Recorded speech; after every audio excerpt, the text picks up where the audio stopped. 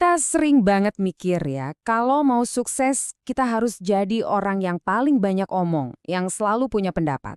Tapi gimana kalau kekuatan sejati itu justru datang dari keheningan? Dari kata-kata yang kita pilih dengan super hati-hati, bukan dari seberapa banyak kita bicara. Pertanyaan ini kan kayaknya menantang semua yang kita tahu soal pengaruh. Yuk, kita coba jelajahi bareng sebuah perspektif yang baru.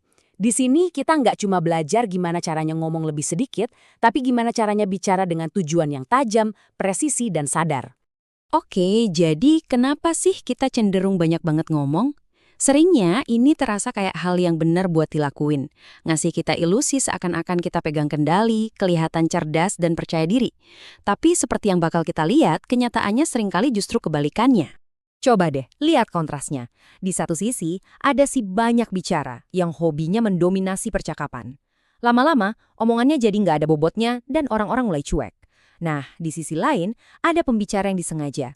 Mereka ini jarang ngomong, tapi sekalinya ngomong, setiap katanya itu nendang banget. Orang-orang jadi dengerin karena mereka tahu ada sesuatu yang berharga di baliknya. Kebanyakan dari kita tuh takut sama yang namanya hening.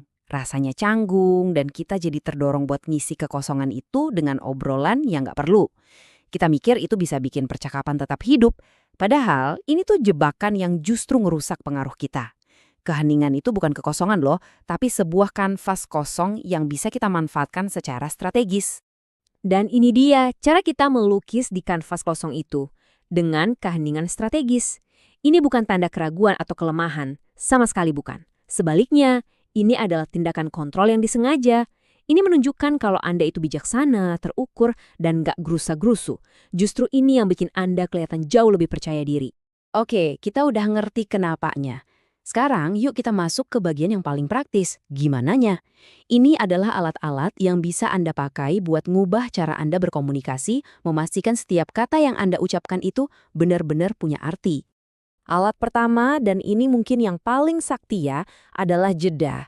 Berhenti sejenak sebelum bicara itu punya kekuatan buat mengubah seluruh dinamika percakapan.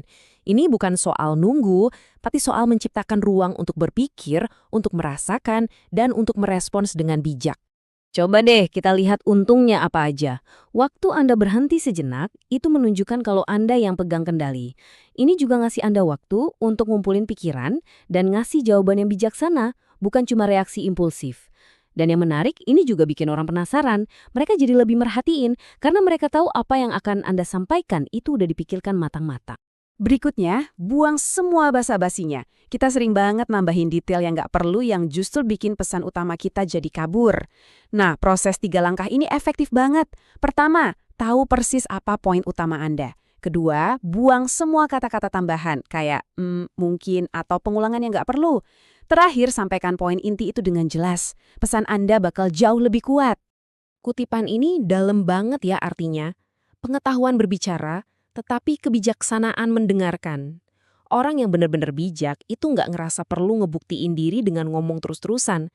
Sebaliknya, mereka mendengarkan, menyerap, dan baru ngomong kalau mereka punya sesuatu yang berharga buat disampaikan. Inilah yang membangun kredibilitas sejati. Alat terakhir kita adalah kekuatan dari kata tidak.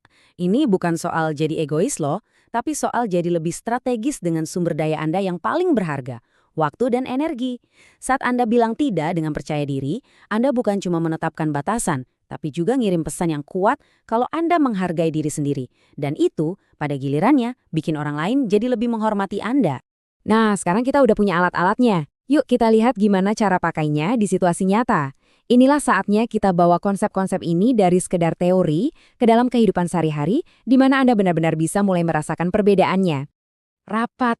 Wah, ini kan tempat yang tekanannya tinggi banget buat ngomong. Kita semua pengen berkontribusi dan kelihatan terlibat. Tapi ada cara cerdas buat ngelakuinnya, tanpa harus mendominasi percakapan. Ini adalah panduan simple tapi efektif banget. Kuncinya, dengerin dulu secara aktif, pahami apa yang udah dibicarakan sebelum Anda ikut nimbrung. Waktu Anda bicara, pastikan itu sesuatu yang baru dan berharga. Hindari jebakan umum kayak ngulangin poin orang lain atau ngerasa harus punya pendapat soal segalanya. Kualitas selalu ngalahin kuantitas. Nah, di zaman serba digital sekarang, prinsip-prinsip ini juga penting banget. Email dan pesan teks yang panjang dan bertele-tele itu gampang banget buat diabaikan. Singkat dan padat itu kuncinya. Lihat deh bedanya. Daripada nulis email panjang yang bikin orang harus scroll terus, langsung aja sampaikan poin utama Anda di awal. Kalau di pesan teks, fokus aja ke inti pesannya. Dan yang paling penting, lawan keinginan untuk balas instan. Kasih diri Anda waktu sejenak untuk berpikir sebelum ngetik, hasilnya pasti komunikasi yang jauh lebih bijaksana dan efektif. Dan ini membawa kita ke poin terakhir yang krusial banget. Berhentilah menjelaskan secara berlebihan. Percaya deh sama kejelasan pesan Anda. Kalau Anda terus-terusan membenarkan diri sendiri, tanpa sadar Anda justru melemahkan apa yang Anda katakan dan bisa kelihatan kurang percaya diri. Sampaikan poin Anda, lalu biarkan ia berdiri sendiri. Biarkan tindakan dan keputusan Anda yang berbicara. Pada akhirnya, ini adalah pilihan yang kita hadapi di setiap interaksi.